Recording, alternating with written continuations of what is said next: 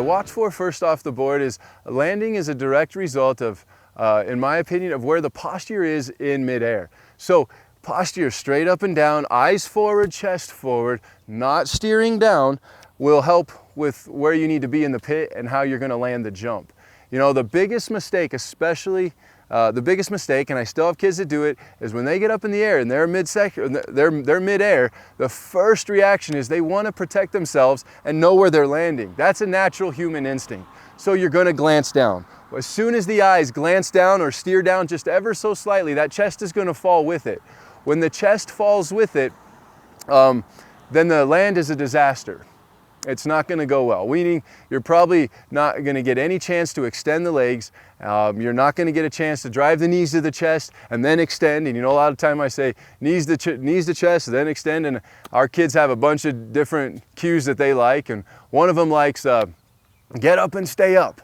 You know, get your knees, get up and stay up. You know, and that works for him.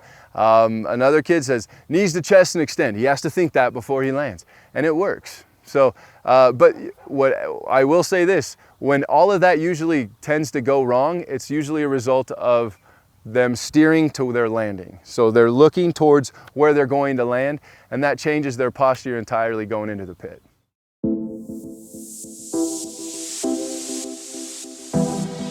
In the middle of the jump, basically, once you reach your maximum height, your goal is to get as much distance as possible by extension of the legs. In the air, it would look something, if I had both feet up, I'd come up, bring both knees up to my chest, and not chest to knees, but knees to chest, so that you stay upright and tall, and then bring those toes out, hands forward, and it's kind of like pulling your pants up. So a very common mistake that people make that causes over-rotation and therefore a shorter jump is when they bring their chest to their knees, which causes pelvic anterior tilt, and your feet will fall. We want to make sure that we keep our chest tall and bring our knees up to our chest so that we can stay upright, that tall posture, and then use that full extension of the legs and into the pit.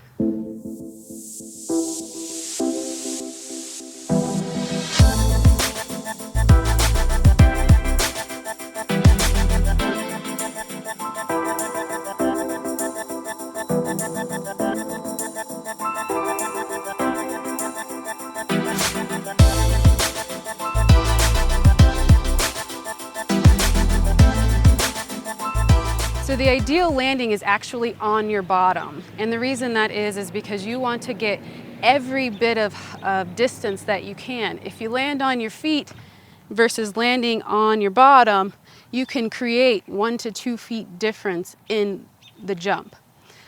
Ideally, you want to, as you are coming down after the full extension, you want to bring your heels into the pit and bring your bottom straight directly into. You want to collapse into your feet. So a lot of individuals like to just drop their feet as they're coming down, but we can actually get almost a foot further if we were to extend the feet, collapse into it, and let momentum carry yourself through. You know you've done a full extension landing correctly if you have a dirty butt, which is a whole lot better than dusty shoes.